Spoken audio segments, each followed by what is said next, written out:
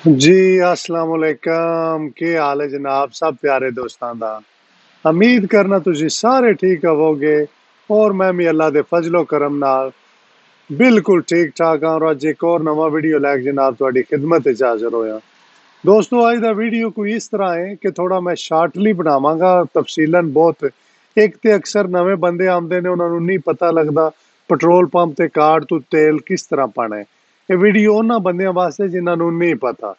ਦੂਸਰੇ ਨੰਬਰ ਤੇ ਪਾਕਿਸਤਾਨ ਤੁਸੀਂ ਕਿਸ ਤਰ੍ਹਾਂ ਧੋਖੇ ਤੋਂ ਬਚ ਸਕਦੇ ਹੋ ਕਿਉਂਕਿ ਅਕਸਰ ਸਾਡੇ ਨਾਲ ਪਾਕਿਸਤਾਨ ਧੋਖੇ ਵੀ ਹੁੰਦੇ ਨੇ ਜੋ ਪੈਟਰੋਲ ਪਵਾਈਦਾ ਤੇ ਸਾਡਾ ਧਿਆਨ ਹੁੰਦਾ ਹੈ ਉਧਰ ਪੈਸਿਆਂ ਲਈ ਉਹ ਜਨਾਬ ਤੁਹਾਨੂੰ ਧੋਖਾ ਦੇ ਜਾਂਦੇ ਨੇ। ਇੱਥੇ ਜਨਾਬ ਅਲਹਮਦੁਲਿਲਾ ਇਹ ਗੋਰੇ ਨੇ ਤੇ ਬਹਰਾਲ ਇਹਨਾਂ ਦੇ ਵਿੱਚ ਇਮਾਨਦਾਰੀ ਇਹ ਕੋਈ ਐਸਾ ਕੰਮ ਨਹੀਂ ਹੁੰਦਾ।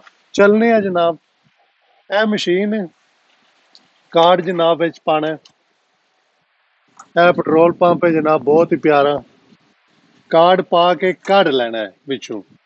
ਇੰਗਲਿਸ਼ ਵੀ ਹੈ ਦੂਸਰੀ ਹੁਣ ਕੋਡ ਮਾਰਨਾ ਹੈ।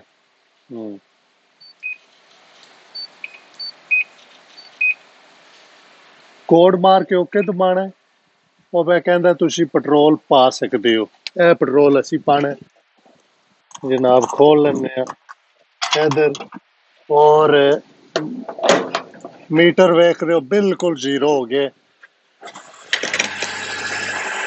ਅਕਸਰ ਜਨਾਬ ਜਿਸ ਵੇਲੇ ਅਸੀਂ ਪਾਕਿਸਤਾਨ ਤੋਂ ਤੇਲ ਪਵਾਉਂਦੇ ਆ ਮੇਰੇ ਸਾਹਮਣੇ ਹਮੇਸ਼ਾ ਮਾਰ ਪੈਂਦੀ ਹੈ ਗਰੀਬ ਬੰਦੇ ਨੂੰ।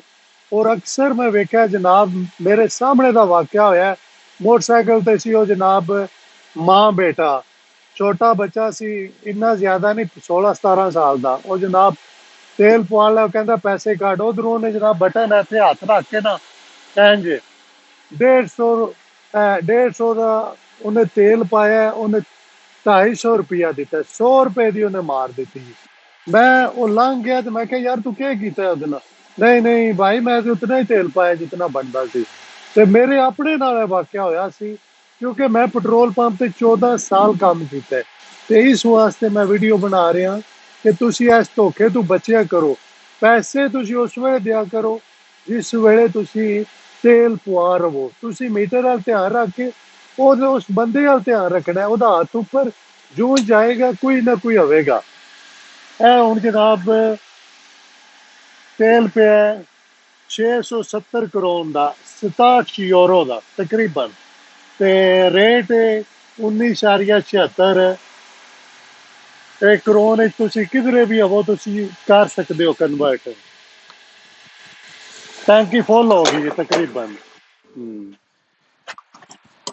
ਮੇਰੇ ਜਨਾਬ ਵੀਡੀਓ ਬਣਾਉਣ ਦਾ ਸਿਰਫ ਔਰ ਸਿਰਫ ਇਹ ਮਕਸਦ ਹੈ ਕਿ ਯਾਰ ਚਲੋ ਤੁਸੀਂ ਬਚ ਜਾਓ। ਹਮੇਸ਼ਾ ਤੁਹਾਨੂੰ ਅੱਗੇ ਵੀ ਦੱਸਿਆ ਨਾ ਗਰੀਬ ਬੰਦੇ ਨੂੰ ਮਾਰ ਪੈਂਦੀ ਹੈ। ਔਰ ਹਾਂ ਅਗਰ ਜਿਹੜੇ ਬੰਦੇ ਇੱਥੇ ਗੱਡੀ ਚਲਾਉਂਦੇ ਨੇ ਥਰੈਡ ਕੋਡ ਦਾ ਹੁਣ ਮੈਨੂੰ ਪਰਚੀ ਅਗਰ ਚਾਹੀਦੀ ਹੈ ਨਾ ਇਹ ਮੈਂ ਕਾਰਡ ਦੁਬਾਰਾ ਵਿੱਚ ਪਾਵਾਂ ਦਾ ਪਰਚੀ ਵੀ ਕੱਢ ਦੇਗਾ। ਹਾਂਜੀ ਉਹ ਲਿਖਿਆ ਸਕਰੀਵਰ ਕਵੀਤੋ ਹੁਣ ਮੈਨੂੰ ਪਰਚੀ ਵੀ ਕੱਢ ਦੇਗਾ।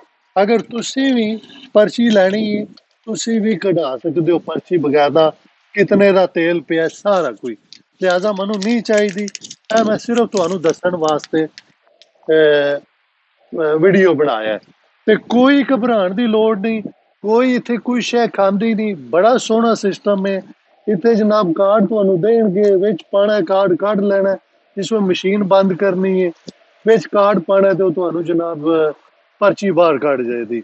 ਆਪਣਾ ਖਿਆਲ ਰੱਖੋ ਖੁਸ਼ ਰਹੋ ਦੂਸਰਿਆਂ ਨੂੰ ਖੁਸ਼ ਰੱਖੋ। ਬੜੀ ਛੋਟੀ ਜੀ ਜ਼ਿੰਦਗੀ ਹੈ। ਰੱਬ ਸੋਹਣੇ ਦੇ ਵਾਲੇ। ਅੱਲਾ ਹਾਫਿਜ਼।